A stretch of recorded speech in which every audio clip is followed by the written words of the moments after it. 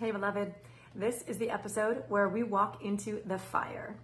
Not the fire that she lit, but the one that I had to walk through after I spoke. After the letter, after the reply, after the silence.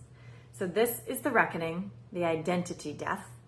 The moment where the part of me who needed to be liked, to be palatable, to be good, finally stopped performing. So let's talk about it. Let's talk about what happens when you finally speak up and the world doesn't clap. Because this episode, it isn't about her. It's about the mirror.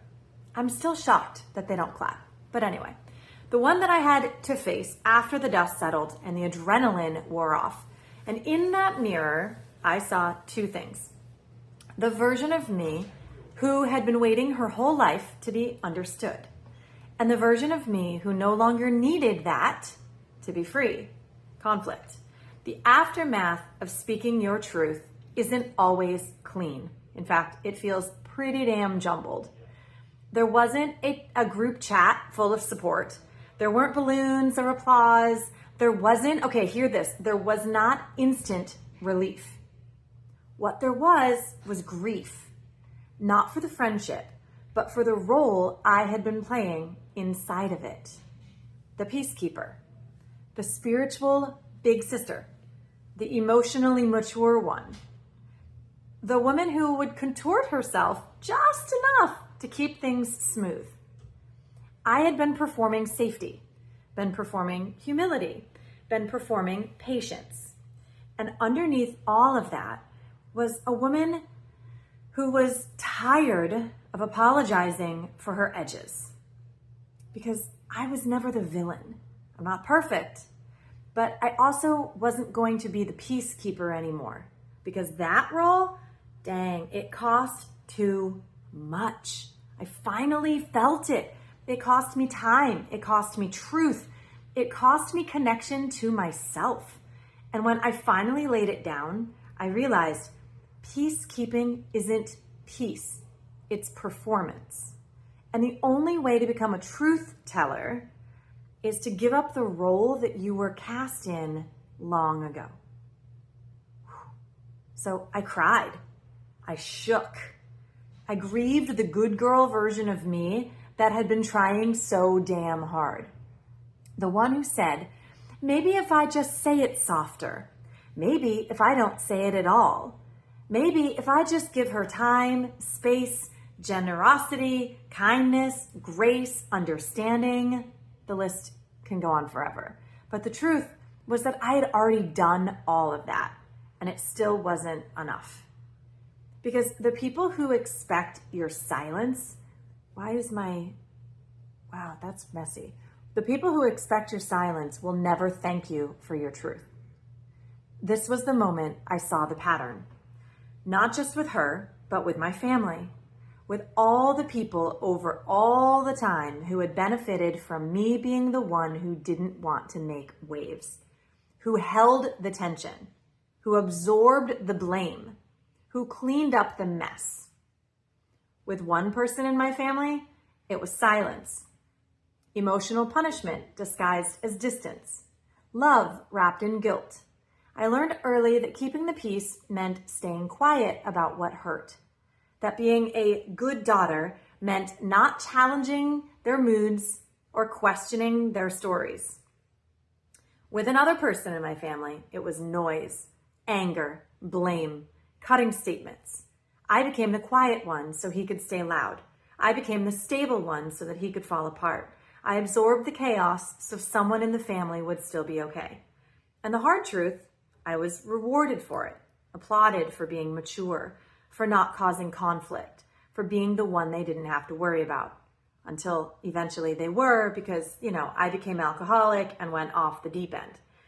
That praise became my prison, eventually I tried to break out of, because being the strong one meant I had no room to break. Being the peacemaker meant I couldn't rage. Being the good one meant I had to swallow my truth to protect everyone else's comfort. This friendship rupture just mirrored all of that. It brought the whole system into the light. So when I spoke up this time, I didn't just speak to her. It's not about her. I spoke to the pattern. I spoke to the parts of me that had been silenced for decades. I spoke to the little girl in me who had learned to manage everyone's emotions except for her own. And the moment that I hit send, I broke a generational contract. The contract that says, keep the peace even when it kills you. Stay agreeable even when it hurts. Be the favorite even if it costs your voice. I said no. And that no reverberated backward and forward through time. It freed my daughter from watching me perform harmony I didn't feel. You guys, it freed my inner child from staying small to make others feel safe. It freed my nervous system from the grip of hyper-vigilant people-pleasing. This was no longer about one woman or one conversation. This was about reclaiming my right to take up space, to speak, to grieve, to walk away, and to walk forward with my head held high and with clarity. Because after all that grief came the quiet clarity of choice. The choice to no longer explain myself to people committed to misunderstanding me. The choice to stop rescuing people from the consequences of their actions. The choice to belong to myself first. And that is not the kind of clarity that comes easy. It's the kind that comes after tears, after tantrums, and after questioning everything.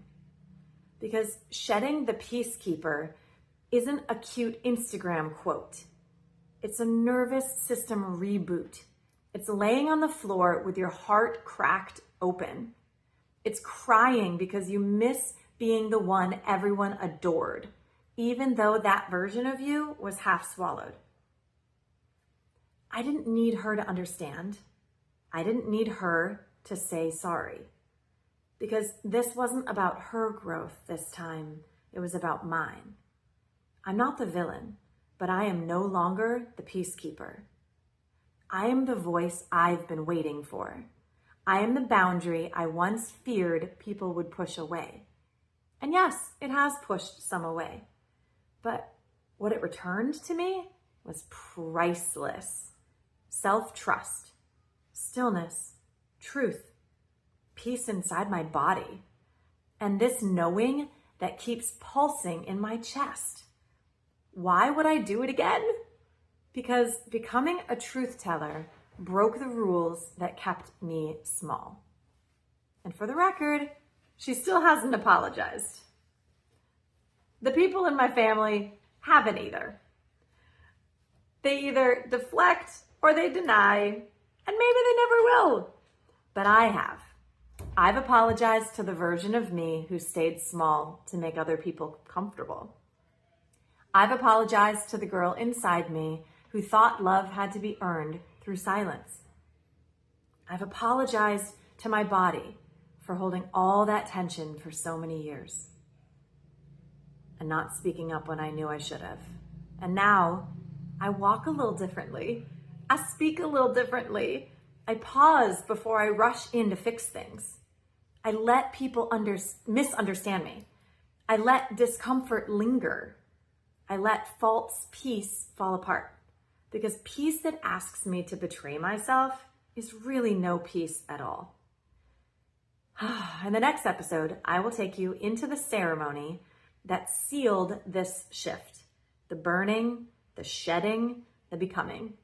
Because truth isn't just a message that you send, it's a fire that you walk through.